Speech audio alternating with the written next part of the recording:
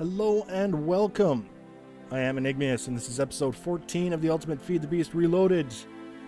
Today we're building our RP2 Red Power 2 frame gantry automatic farming system, starting out by getting the ground ready. I want to get this out of the way first. We got the Zycorium soil blocks. These are the Zycraft blocks that assist with the growing of planty things. We'll cover them all up with dirt before we get down to the technical building aspects. I mean, what's a video without a little time lapse? I just had to get that in there. Otherwise, we would have a video without time lapse, and we've learned that that's just an awful thing. So with that out of the way, we're here at ground zero, so to speak, getting ready to start in on the farming gantry builds. And there's just a few things that I want to cover very, very quickly before we actually get into the building to kind of make sure that we're on the same page. We're clear on exactly what we're trying to do here. We're making a machine, right? Like derp, we kind of figured that out by now. But it helps to have an idea going into the project of exactly what we want the machine to do. So in this case, we want it to be able to move back and forth up and down the field. That's kind of important. We also want it to be able to cultivate the ground, because if slimes are bouncing around on it, it's going to return them to normal dirt blocks. Eventually we won't be able to plant anything on the field because it'll all be normal dirt. We want it to be able to plant seeds. We want to be able to harvest the crops. We want it to be able to manage the seeds from the harvest so that it basically replenishes its own ability to continue planting and then send the others off into storage. And we want it to also be able to store the yield. So it's string from flax or wheat from wheat or whatever it is we end up planting in here. We want to be able to send that off to storage in some way. And it should all be as compact as possible, because these things can get pretty unwieldy in an awful hurry if we don't keep it in the back of our mind to try and be organized. So those are the goals for the builds. The best way that I've found to do that, as I just mentioned, is to try and stay as organized as possible. We know what we want the machine to do, now we need to make it do that. One of the biggest tips that I came across for myself, you can see, this was an accident. I spotted this chest. It's a gold chest. I brought it out here. I put it up on a nerd pole, just 3 or 4 blocks high with dirt. Put the chest on top, pulled a block out this way, put a torch on that. And the idea is to protect it from creepers and also to keep me from interacting with the chest at ground level, where I can prompt a creeper explosion, ruining the chests, whatever.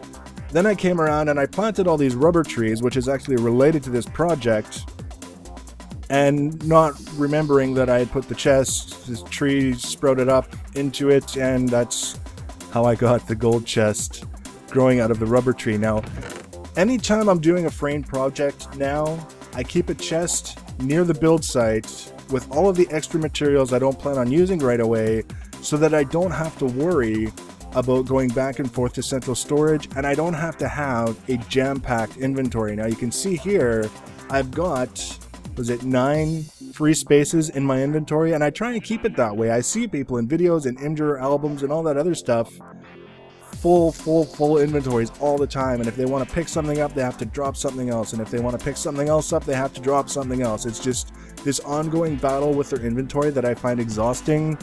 Clear the crap out of your inventory. Set yourself up so you don't have to carry everything you might possibly need. Use a couple of utility bags. Never a bad idea to have some of those on hand. And just be organized from top to bottom. It makes things so much easier. So much easier. So enough of that. We need to build. Now, in addition to the border sort of blocks that I put in place here, I also dug a trench, and I just want to show you guys how this is set up. There's actually a 1 block gap between the trench and the soil, this 1 block gap. So, and I'm just pointing that out now while it's easy to dig stuff out and I'm not, you know, getting in the way of something else.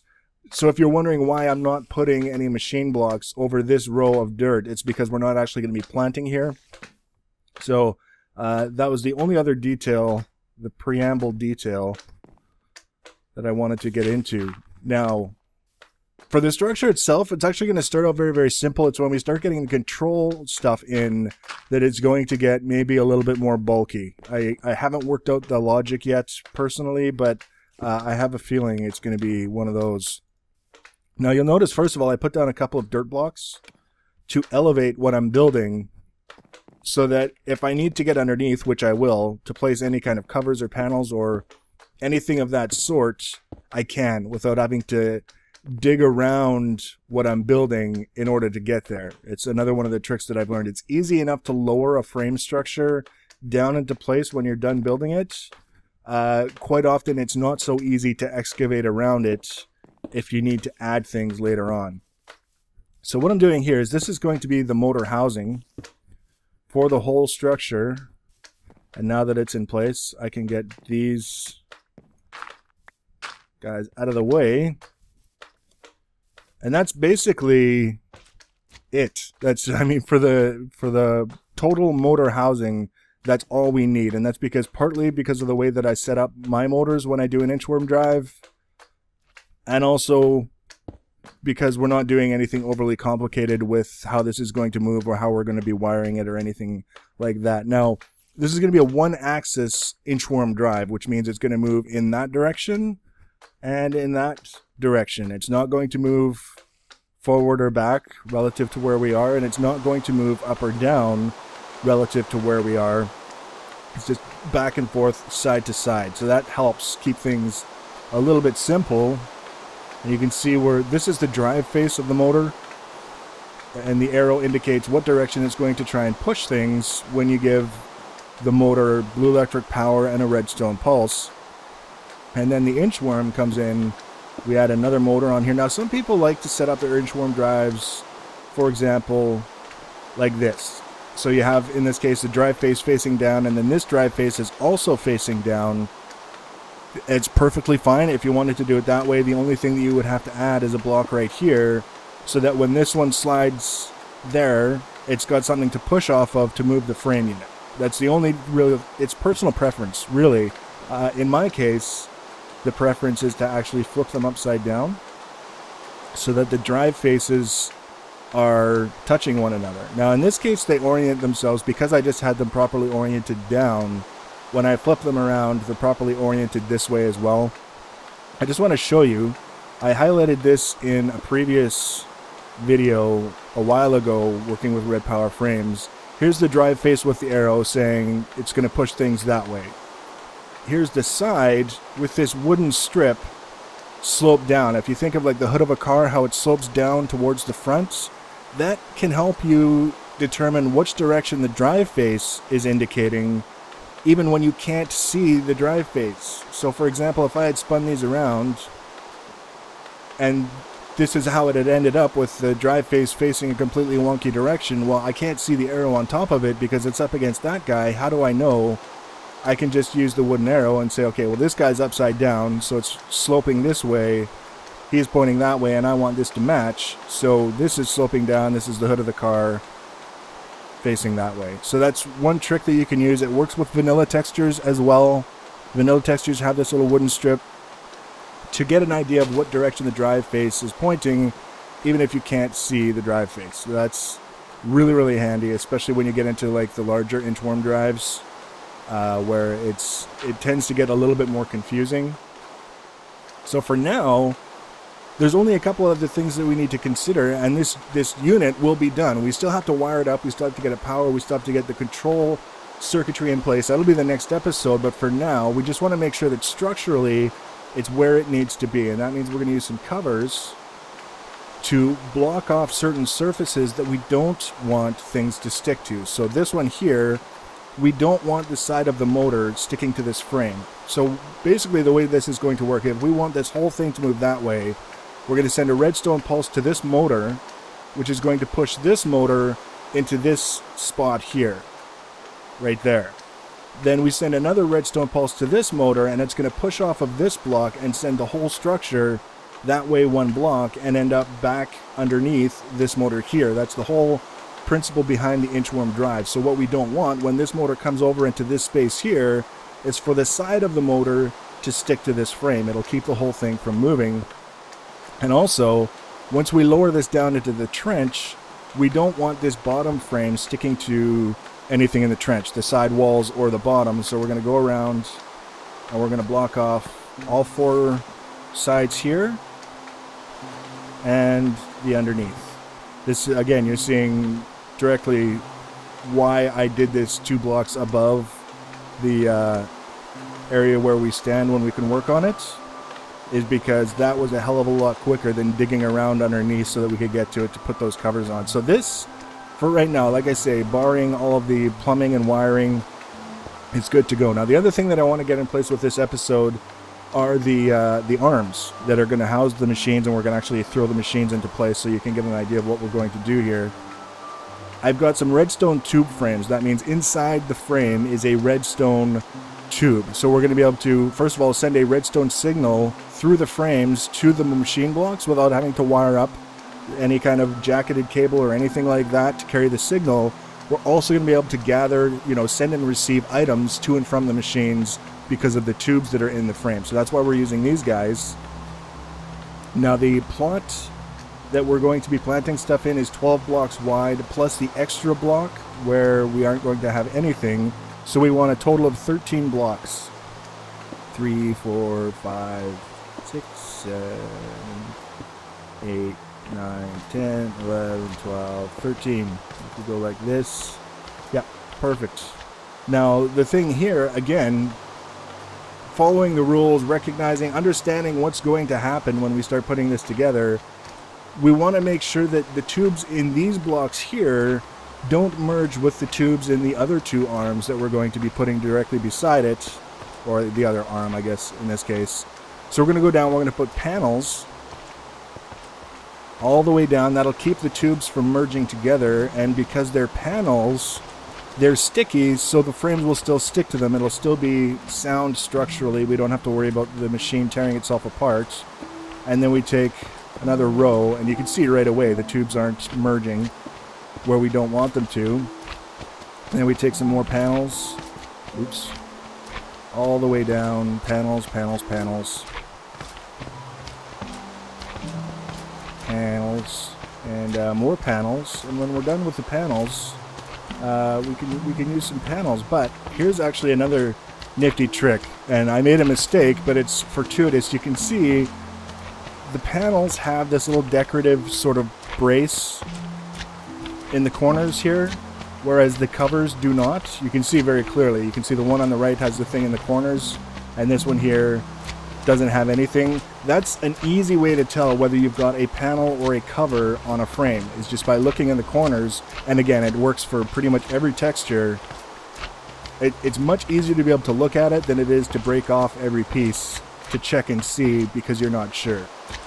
And believe me, the larger the projects you get involved in, you're going to be wanting to be able to tell at a glance whether that's a cover or a panel on that frame that you happen to be looking at. So we got one more arm to go. You can tell I made up just the right amount. So that's the gantry arm that's going to hold all the machines that are going to be doing all the work on the field. So we might as well get those machines into place. The block breaker, he will be, doesn't matter. We'll get the deployers on. We'll talk briefly just before we sign off about exactly how the machine is going to work, because that's the one thing that we've only vaguely touched on. Is we know it's a machine and we know it's supposed to be related to farming, but what exactly is it going to do? So we're going to get these guys into place, and then we need to get another row of these guys into place. Now, I think I mentioned earlier, I'd originally tried to get this going with just 2 motors, and do a single pass, like do basically all operations in a single pass. But it didn't really make sense, because you have it going one way like this, and let's say it does everything. It gets the ground ready with the hose, it plants the seeds, it harvests the crops, whatever, and then it comes back the other way. It can't do that because the machines will be in the wrong order, so you have to have 5 rows of machines just to do that, whereas you can get away with the 3 rows if you do a 2-pass system. So one pass it gets everything ready and plants it, and then the next pass it harvests. So that's what we're going to be doing. Now once I get these block breakers on, we can talk about that in detail. So really simple so far. There's nothing on here that's particularly complex. We basically just built a place to store the frame motors And we've made the gantry arms with redstone tubes in them, which are now holding all of the machines. So this row of machines here, these deployers, are going to be electric hose. Electric. I'm going to try it. If it doesn't work with electric, we can always come up with a system to make iron hose. I don't really want to, but we can. The second row will be all of the seeds, and the nice thing about it is we can use various different ways of making sure that the seeds that they get are the seeds that we want it to have. We'll have to adjust the frames above, but that's fine. The basic framework is in place. So for example, let's say I just want these 4 rows here to be wheat and the rest to be flax. We'll be able to set that up very, very easily. And lastly, this row here is the block breakers, and this will be responsible for harvesting everything. So the machine will go this way, it'll hoe a row, and then it'll move over. While it's hoeing the next row, the deployers behind it are planting seeds, and it just proceeds the same way all the way down. And then when it gets to the other side, it'll pause for a while to give everything a chance to grow. You saw the time lapse of the wheat growing on the zirconium soil. So then when it's done, when it's ready, it'll come back this way. And in this case, when it's moving this way, the leading edge will be the block breakers here, which will harvest everything. So remember, these will be down 2 blocks. They'll be just 1 block above the fields. And that's it. That's about as simple as I could come up with an idea to make this guy work. And I'm pretty happy with the idea so far. Thing is, when I'm working with frames, I've learned the hard way. Never assume the first design is going to work, because it usually doesn't. So in the next episode, like I said, we're going to be concentrating on the logic, on all of the wiring that's going to make this go, that's going to help it determine which direction it should be going and why, which of these machines it should be pulsing the signal to and why, how to control which seeds are in which deployers, and all that other stuff. So if you're interested, you want to duplicate something like this yourself, and you want to know when I add that next video, the easiest way to do that, if you haven't done so already, is to subscribe to my channel. Hope you enjoyed this one, guys. Thanks for watching, and take care.